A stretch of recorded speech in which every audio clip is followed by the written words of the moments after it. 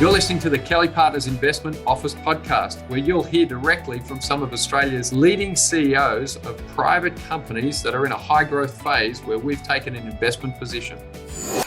Welcome to the Kelly+Partners Investment Office Podcast. Today I'm joined by Alex Birrell, the CEO of CleanSpace Technology. We're really excited to have you with us. Alex, how are you? I'm very well, thank you. Now I'll just hand over to Anoop, who's our Chief Investment Officer, who's co-hosting this fantastic podcast with me to give us a background on the business. Thanks, Brett. CleanSpace is an amazing Australian company that has developed a product, a medical device product / industrial product that really has the potential to improve the health and safety of the people that wear it. It's what's called a PAPR, which, Alex, correct me if I'm wrong, but it's a positive air pressure respirator. And the way to think about it is it's essentially a very high-tech mask that purifies the air that the user is breathing in. So if you think about environments, industrial environments where there is dust in the air, it has a 99.9% purity rating of making a safe environment for the person that's wearing it. Clearly, with the advent of COVID, the company had a very big spurt in demand for its product. And whilst that demand has dropped away in the last 6 to 9 months, this is an amazing global business that has very exciting growth prospects. Terrific. Well, Alex, we'd love you to share your personal background and what led you to your current role. Yeah, absolutely. So my background is really a culmination of both the medical and industry experience. So it actually is interesting to see that kind of come into the CleanSpace arena. I came to this role from PricewaterhouseCoopers. I worked alongside the actuary team and we did a lot of cost-benefit analysis looking at patient care models and the impact of those, and of course looking at the costs around that. While at PwC, I then actually moved to financial services in the technology and private clients. So you can see some sort of gradual kind of going to my passion, if you like. I benefited really there from working with and across the legal teams, the corporate finance team, as well as the auditors. Our clients were fast growth technology and corporate clients who had engaged our team, PwC, in acquisitions and business reviews. In that role, I really built up that wider view of both the industrial and healthcare markets. And importantly, I got that great exposure that you can get through those types of roles, which confirmed those kind of key fundamentals, regardless of whether it was in industrial or healthcare, those fundamentals in what makes a business valuable. So sales growth, key client and customer base, differentiated customer offering. And in this case, it was around technology, diversification around risk management for that, quality business management processes, governance, and having that really clear strategy and goal. But I actually have a medical background. I did my PhD in Sydney University in diabetes, in medicine, and while completing that doctorate, I actually worked at one of Sydney's leading teaching hospitals in the Department of Renal Medicine and Endocrinology. And there I just became really familiar with funding systems in hospitals. You know, I had a budget there and had to go through all of the bells and whistles and hoops to get your funding every year. And I worked across clinical studies and research. Now, my father was actually an obstetrician and gynecologist and a specialist in infertility. And he was really part of the original team that developed IVF here in Australia, which then went on to become a world leader in that sector. I've been with CleanSpace for 10 years, so I kind of argue now that I'm a specialist in respiratory protection. Terrific. So the mission of the business, the sort of founding mission of the business, I think people now know what a respirator is. So, I'm looking for the positive outcomes from the pandemic. I think people are more thoughtful about the way they live, about what they eat, about their health generally, about what their priorities are. And I think there are a bunch of great outcomes from what has been a horrible situation, killing, some 6 million people, we're told. But one of those is that people know what a respirator is, or at least they know that that's something that you don't want to end up on if you have COVID. So when did the CleanSpace business start? did it start with respirators? What is that backstory? Yeah, and it's a good one, and it's a classic, almost MBA case study. So the engineers, biomedical engineers who started and created our platform technology actually came out of ResMed. So they had worked at ResMed for sort of 10 years plus, and they had built up some really critical skills in flow control and pressure control within a mask. So coming back to some of Anoop's comments about how our system works, yes, we're what's called a PAPR system, or a PAPR for short, and that is the highest level of protection. And the way a PAPR works is by creating that positive pressure within the mask. It kind of operates like a clean room. If you break the seal on the face, the mask and the facial, so you actually get the clean air racing out and preventing the contaminated air coming in. And the trick about that is you need, a motor, etc. And in general, the traditional products that have been around for around 30 years are these sort of large kind of vacuum cleaner things that someone's required to kind of strap on and work, which is just impractical, uncomfortable, and in general, you get extremely poor compliance, and those systems are quite expensive. And what we were looking to do is really take some of the benefits of a simple product like a dust mask, but really bring the very high level of protection. So, the biomedical engineers developed this platform technology that we call Air Sensor. It goes into all of our respirators, and we're able to miniaturize and make extremely small and light a PAPR system. So this, as I was saying, this industry really hasn't changed in 30 years. And when we came into it, we saw that the products, the respirators, the personal protective devices that were being used in the workplace were really suboptimal. They were either a dust mask, a paper mask or a disposable mask that was really poor protection, unreliable, very low, and the alternative being that large, heavy vacuum cleaner style PAPR.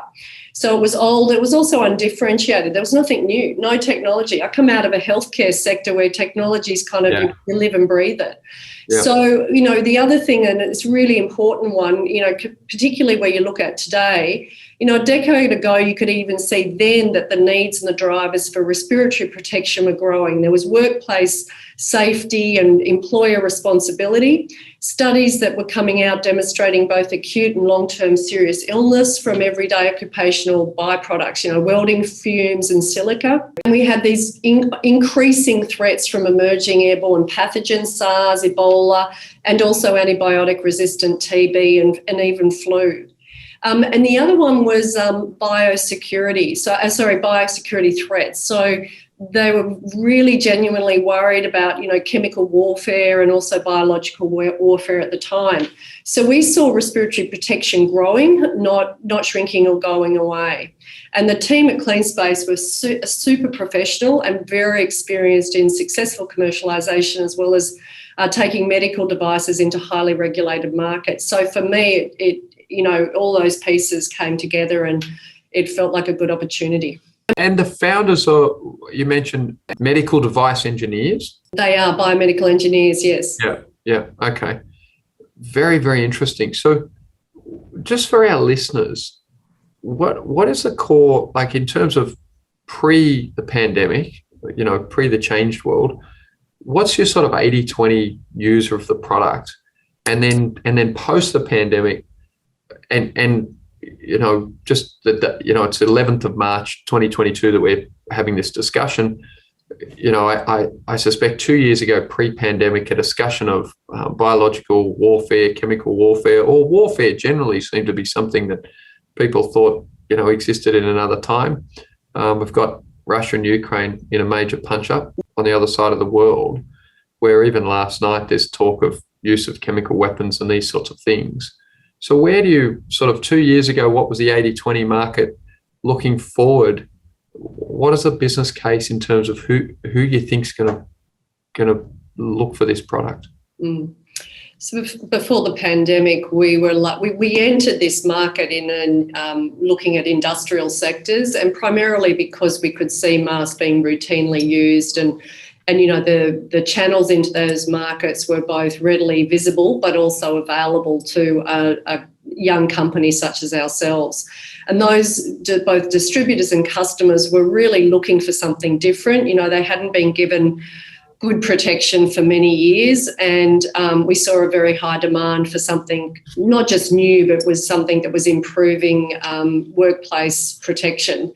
But we come out of the healthcare sector, and so we identified that healthcare, and at the time we were kind of thinking about it, you know, SARS was had happened, and also Ebola was actually very current at that stage. So we went ahead, we actually very successful. We applied for the New South Wales Medical Devices Fund, and we were successful not just once but twice, and that helped fund our healthcare product, which is the CleanSpace Halo, and not only fund the development but also fund some of the work that we did to enter those markets early on. So we were doing both. We did a fantastic deployment into Singapore even before the product was launched, and then subsequent smaller deployments into North America, and it was all around pandemic preparedness off the back of SARS and also Ebola. So that product was in the market about 18 months before the COVID pandemic, and then we had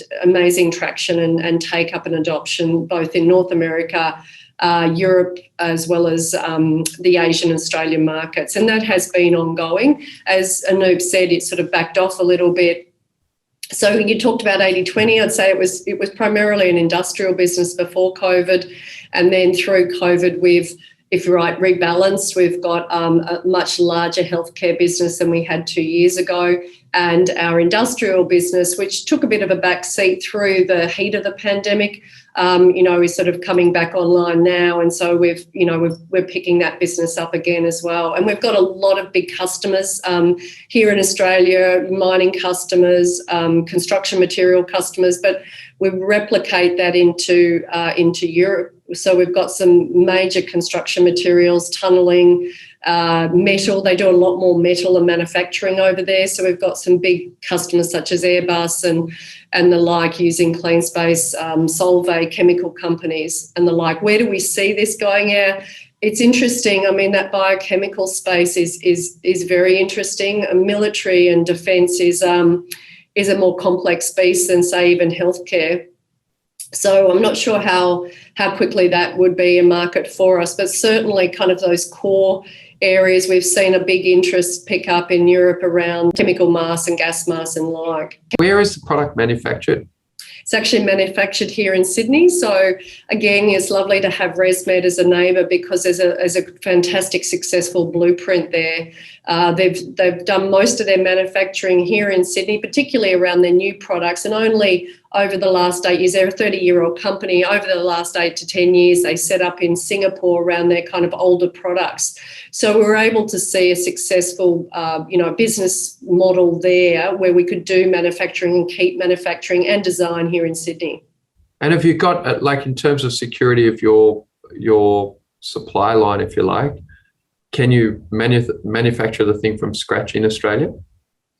I mean, the answer is yes. We've been very fortunate throughout the last 2 years. I mean, globally, everyone's seen major disruption in supply chains and also shipping.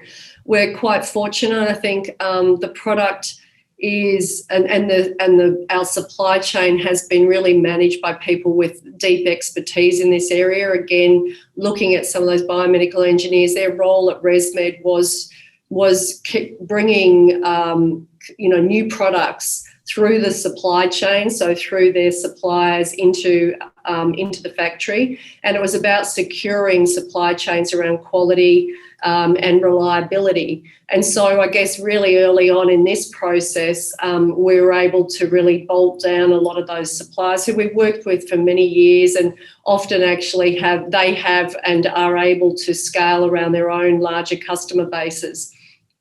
So where they've seen CleanSpace and the growth in CleanSpace, they've been very supportive. Plus the products and the raw materials actually quite small. And where that benefits us is that we're able to air and high value. So we're able to air freight a lot of product around and, if you like, skip over some of the major issues with sea freight that we've seen more recently. Alex, one of the things that really attracted us to CleanSpace is that there is already an existing market that exists. So we're not trying to build a demand for a product. And the fact that the existing products that were there just hadn't had any investment in them at all. And you've come up with a far better product to deal with an existing problem. One of the other things that I think really gave me a lot of comfort was the customer base that you'd managed to get penetration with. Can you just, I guess, tell us a little bit more about the quality of some of the customers that you've got? Because when people hear these names, these are very significant companies who have real process in deciding who they're going to purchase product from. Can you just give us a feel for some of those customers and the validation that it brings about the product?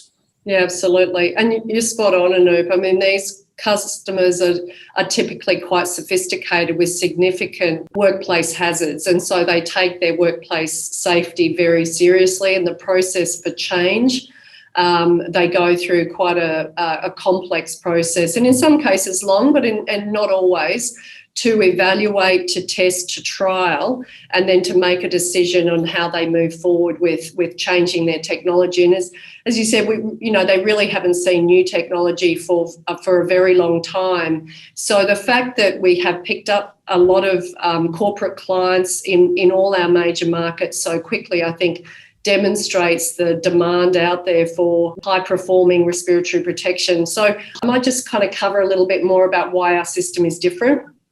So we did mention the high level of protection.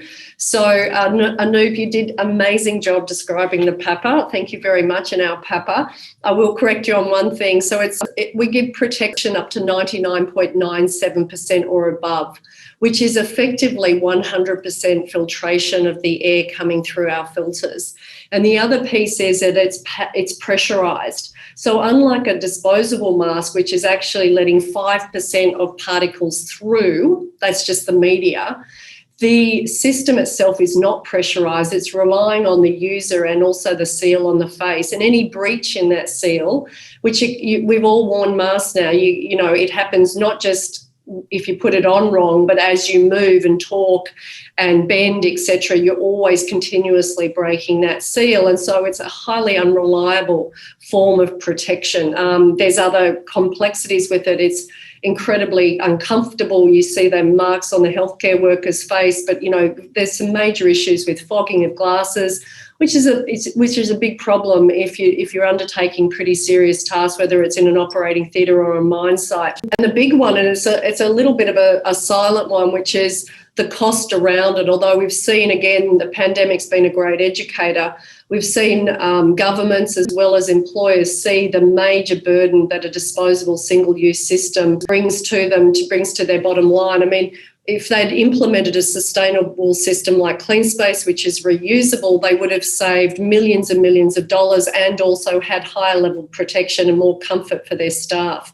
So for us, this is our point that we sell on, but it's also the point of change that we can bring to this industry. Can you just give us a feel for the market opportunity that exists for the product, just to dimension what's out there? So let's take some of our clients. So if we look at some of the large miners here in Australia, they have major exposure, whether it's coal mining or silica. And what they needed was a product that was either not the single use and not the traditional large PAPR systems, because their staff needed to be able to be mobile, but they also needed that very high level of protection for long shifts, like 10 to 12 hours. And we've had, big deployments here in Australia, but also in remote areas, mining areas such as Indonesia. We've got a large copper mine with all of their staff using CleanSpace. They don't use any disposable masks up there. They've got, 1,000 staff, 1,000 CleanSpace up in incredibly isolated areas and being very successful. They love the product up there. It's hot, it's dusty, and their staff are well protected. In Europe, you've got big companies like Solvay, Sanofi, who have got many, many units covering different operations and different types of teams, maintenance, crushing, etc., in their pharmaceutical production areas as well.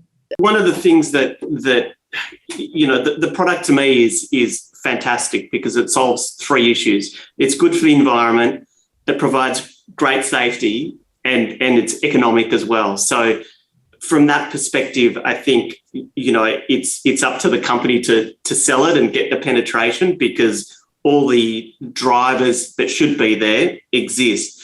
The other part that we really liked was the business model and the razor blade nature of it, and the fact that it produces wonderful, economics with gross margins of, into the 70s.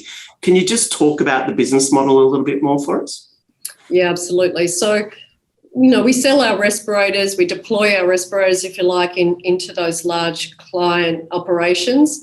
And with good support, training, and that change management piece, you get the staff using the product, feeling confident around the product and wanting to use it more. So protection's one thing, cost and sustainability, but the other one is compliance. It has to be comfortable. It's a personal device and they have to want to wear it. And what we're really trying to do is put it, getting them to put it on regardless of what they're up to. 5-minute job, 5-hour job, 10-hour job, they're wearing CleanSpace. And that means that if they're using the product, they're also using some of the consumables, which of course is the filter that sits in the back. We have both particle filters and as well as combination filters, which will take out both dust and also pathogens, but also the combination filter goes to organic, inorganic, acid, and also ammonia gases. So pretty serious stuff. And those filters need to be changed regularly depending on the level of contaminants in that operation. And then, of course, these places are pretty hostile, so making sure that they're, the consumables too kind of have to be really durable. But, of course, they have to be replaced on a pretty regular basis as well. And the sales split between kind of devices and consumables? Yeah, typically we see around a 45% split, so 45% to our consumable sales versus 55% to our core respirators. And Alex, in terms of kind of product evolution, you're kind of adding a data capability, and some of the products have already got a data capability. Can you just give us a feel for what power this data capability is going to give for the user of the product? Yeah, absolutely. Look, many industries and many pieces of equipment, we see it with ResMed, with ventilators as well, and you see it more prevalently in healthcare, but we're also seeing an emergence in industry. A lot of equipment now is data enabled, and it gives the employer as well as the employee a lot more real-time data about, the operation of that system or how it's being operated. So that's really important. In our sector, respiratory protection, the older products, the traditional products are dumb. And what that means for an employer and employee is they don't know whether they're being protected. They don't know whether it's broken. They don't know whether they're at risk. And the other piece with the employer is that they're looking for compliance. They have their own requirements, legislative requirements to protect and to demonstrate they can protect their staff reliably. And, in an old world, a pre-CleanSpace world, that was done through pencil and paper. So, not reliable and certainly not, a huge drain on management time.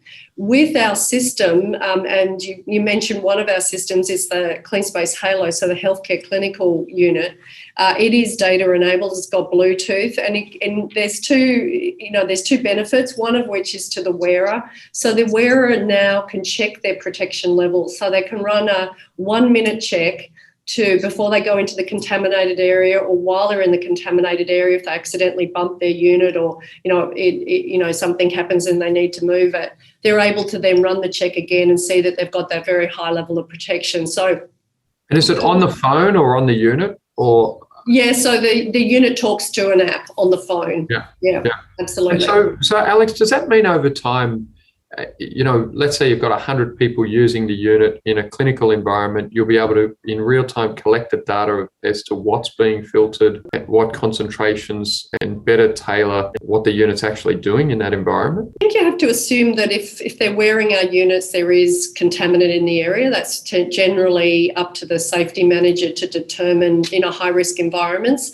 So it's not so much about measuring concentration or to better optimise the system, because because when you look at a high-risk setting with potential for contaminants or actual hazards, you should be assuming that that worker should be 100% protected. And then you eliminate any sort of potential for, changes in that environment and then putting your staff at risk. So for us, it's not about measuring what's in the air. It's just making sure they have that very reliable and high-level protection at all times that they're wearing it. Yeah, it's so interesting that the whole sort of internet of everything and what it can do for all of our businesses is fascinating. Hey, so what's the 5-10 year plan? Do you guys run a 10-year plan? Is there a vision of where you see the business, or how do you think about those things? Yeah, absolutely. Look, we're pushing this business to establish itself as a leading provider of advanced respiratory protection. We want to be partner of choice for large corporates as well as other large employers, such as government. And we want to be the standard in personal respiratory protection. We also want to see that high sales growth. We saw it before COVID, through COVID. As Anoop said, there's a transition at the moment, but we've been able to maintain our high gross margins as well, which is really important to build that sustainable technology business and to maintain our leadership position. Terrific. And the size of the market generally, where do you can you measure it? Yeah, it's actually quite challenging. I mean, we had some numbers, through Frost and Sullivan and the like prior to COVID. 6.3 billion is kind of one quote for the respiratory market.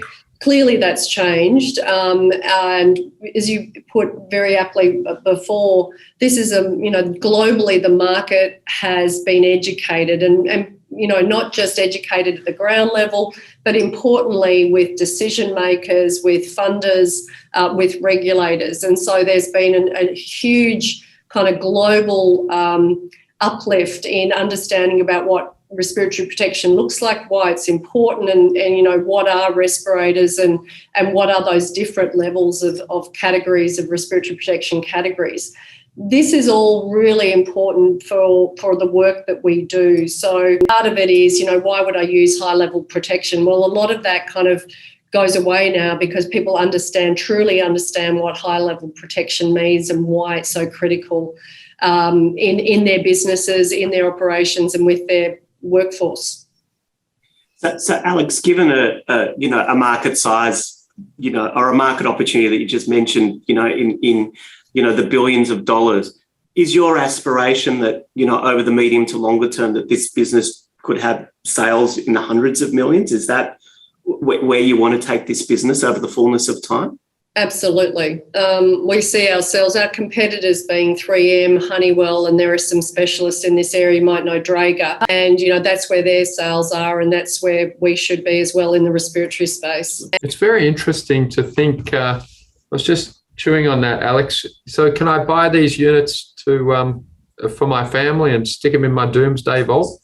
Look, it's interesting. We certainly have some consumers who come to us for that purpose, and it is a very lightweight, compact, easy to use respirator. So, it does work in that scenario, but this is typically a workplace. At the moment, our products are around workplace settings and working with employers and their teams, in a daily kind of use. So it sort of follows, if you like, our business, and our business model follows more of a workplace safety pattern rather than a consumer one. Yeah, it's interesting because a mate of mine's in the army, and he was talking to me about how often the government buy things like boots, and the boots are so hopeless that every time he was deployed somewhere, he took his own boots. And so government acquisition of products not always great. And then I think about the Atlassian business model where they've made their product available online and just let the IT department or anyone who wanted it just to buy it cheaply and directly. And that's how they sort of fueled their growth.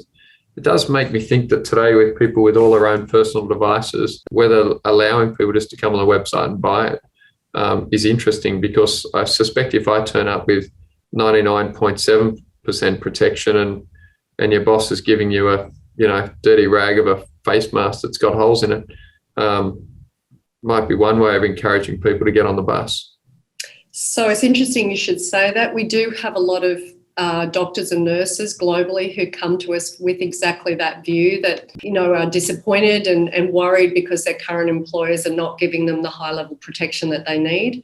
And so they've been able to come to us, they did their own research and came to us looking for that high level protection, or they've seen it in another hospital and they've wanted to buy their individual unit. And we've definitely supported them. So if you go onto the website now, we actually have e-commerce launched this year. Yeah. And, it's not just for doctors and nurses. We've seen a lot of industrial workers come to us as well with exactly that view, able to take their units into their current roles. Yeah, I just see it as, obviously the personal protection of your own health at the end of the day is your own responsibility, even in a workplace setting. And I can just imagine with the doctors being such a highly qualified, sort of in-demand and mobile workforce, that as they move around, having used your system, as they move to the next role or they're working across hospitals, to be able to take their equipment with them is probably a way that you'll see this product, sort of have its own free and very widespread sales force. Yeah, look, our customers are sometimes our best marketing tools. We've got a lot of champions both in healthcare and in industry who are, they wear it every day and they say they can't work without it. Yeah, I get that, because I think we've all had that experience of, at first it was like, should we have a mandate to wear a mask? It always felt like a bit of a mandate to wear undies, right? In that, if there's COVID around, maybe you wear a mask if you want to protect yourself. And I think, it just has that real sense about it, which is very, very exciting. Now, I love to always ask people, my final question always is to say, have you got a motto or a quote or thought that sort of best summarizes your approach to life and business? Yeah, absolutely. Look, the CleanSpace often gets compared to Apple, with the old phones versus the smartphones. And so I've got a quote from Steve Jobs, which is, innovation distinguishes between a leader and a follower. And CleanSpace is definitely a leader. That's such a great place to end our short chat today. And for our listeners, I really commend CleanSpace to go on the website. Our podcast really directed to our current investors and anyone interested in joining us on that journey. But go and have a good look, because I think we've all had a real awakening around how important health is, and thinking about how to innovate to be able to do things better and protect ourselves and the people we love. So, Alex, thank you so much for joining us today. And Anoop, thank you for finding Alex. Thanks, Brett. Thanks, Alex. Thanks very much, Brett. Thanks, Anoop. Good to see you. Have a great day. Thank you for the opportunity. Thank you for listening to the Kelly+Partners Investment Office Podcast. We hope you enjoyed the show and found it informative and interesting to learn about our investee companies. If you love this episode, don't forget to follow us and subscribe to the show on Apple Podcasts or Spotify. As Brett says, have a great day.